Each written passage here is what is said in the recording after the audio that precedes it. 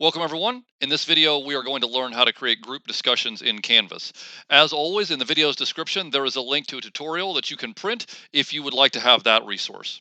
Okay, let's go ahead and get started. To create a group discussion, you will navigate to discussions in the course index right here, and you will click there. Why would you want to create a group discussion? Group discussions are very useful for a lot of reasons. Maybe you have small groups or lab groups in your class and you want them to have a discussion separate from the class. Also, if your classes are cross-listed, so if I teach 6 sections of 8th grade science and I have a discussion, I'm going to have 150 students or something like that in all 6 of those sections. That becomes a very large discussion. So maybe I want first period to have a discussion and third period to have a discussion and seventh period to have a discussion. That's where the group discussion comes in handy. Just a reminder, also in the video's description, there is a tutorial that looks like this, and it has the written instructions for how to complete this operation that I'm going to complete. And I mention that because when I go to create a discussion, the purpose of this video is not to create a discussion necessarily. The resources for that are found in the printable handout, the linked handout. I am just simply going to show you how to create a group discussion. So I'm going to call this example group discussion.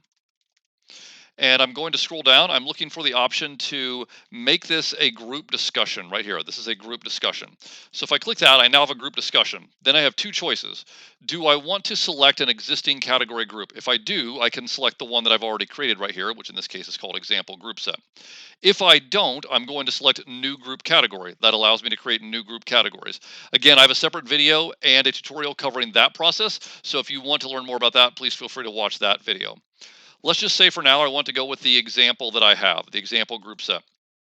I'm going to use that, and I am then going to, I could change any other options, of course, about this discussion that I would like to, and then I would click save. And now notice that I don't have one discussion, but I have two discussions. So I've essentially duplicated this discussion multiple times. So I can create the prompt once, make it a group discussion, and send that prompt to 7 different classes, each of them having their own discussion so they're not all lumped together. Hopefully that helps. Hopefully it's something you find useful. And if you have any questions, please let me know.